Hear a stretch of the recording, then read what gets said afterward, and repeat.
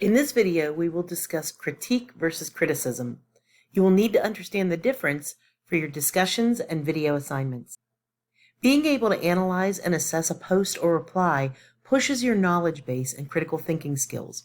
Breaking down the good and bad allows you to deeply consider the facts and their interpretation in the larger course context. Criticism is a slippery slope. It can quickly morph from critique to meaningless judgments. Criticism focuses on finding fault and provides little in the way of feedback for improvement. It is generalized and often biased.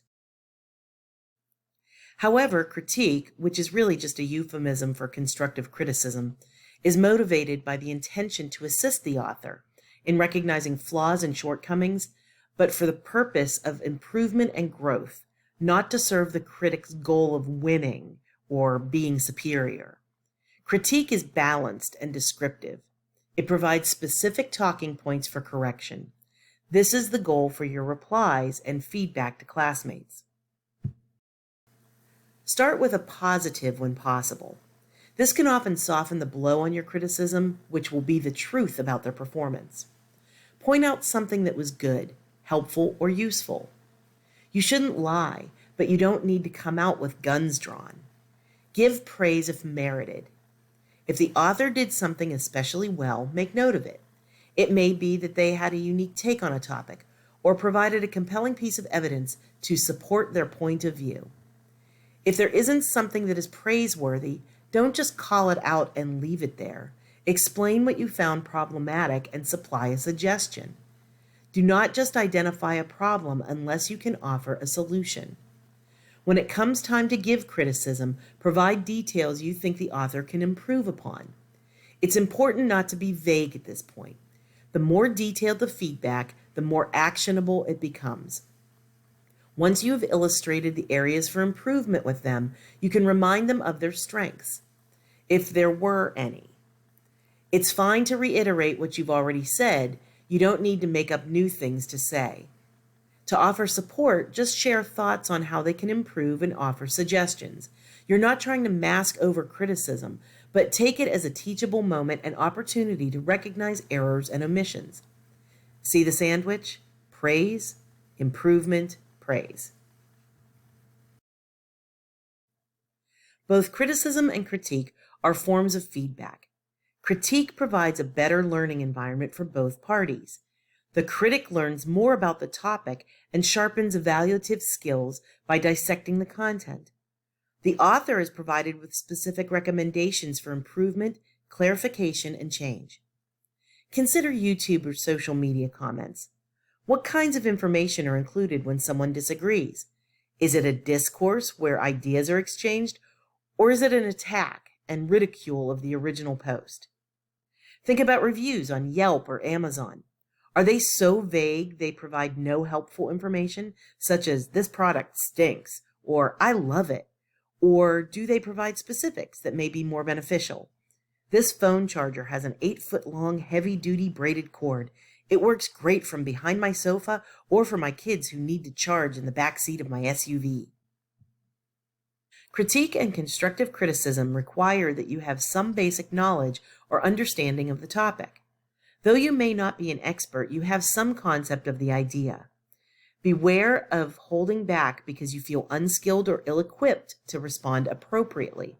You can provide critique, just make sure to focus on identifying the problem areas and clearly articulating improvements. Take a moment and review this chart. It illustrates a comparison and contrast of critique and criticism. If you will note, there are trends or categories where the differences lie. It boils down to detail, expression, and methods of communication. One way to provide constructive feedback to an author is to describe your experience of being a reader, including the thoughts you had while reading, the feelings you experienced, and whatever you did. Simply by describing your reactions, you can provide the author a better sense of their audience, the experience of the reader, in a way that allows them to improve their writing. Summarize the author's work from the author's point of view. In your critique, describe how you empathize with the author's perspective to illustrate that you understand the ideas the way that they understand it themselves. Next, critique the work. Place the work in context. Are there original thoughts? Is the main idea or premise easy to identify and understand? Did they make valid points with convincing and compelling explanations? Diagram or map the logic. Where are the conclusions or arguments? Are they supported by the evidence presented? Is it credible? Are the principal points of the argument important? To whom? Assess the quality of the presentation. Is the writing clear, concise, and comprehensible?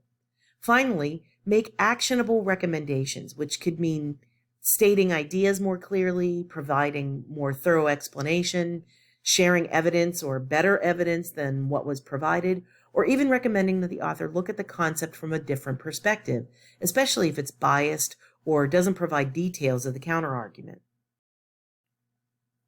In this example, the author touts the characteristics of vanilla ice cream. The bad critique is more of a post than a critique of the original author post.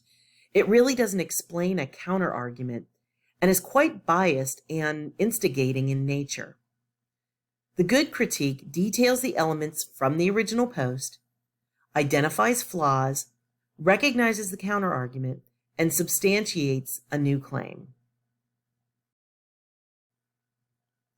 Stay objective when reading feedback.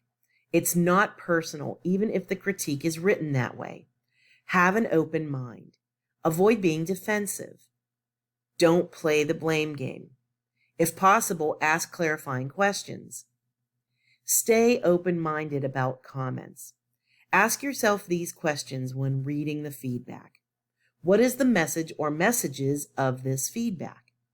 What details are included in the feedback to help me improve? What did I say that prompted that response or comment? Was it what I said or how I said it? Finally, read what classmates post. Read what I provide as feedback. The best way to learn about improving feedback, critique, and criticism is to practice it and adjust as you go along. Critical thinking is a fundamental part of this process. You need to read, infer, compare, and evaluate to judge the content presented. You also need to be able to communicate your observations to provide constructive feedback and analysis. Understanding how to critique and learning the potential benefits of such a critique helps you become better at receiving criticism.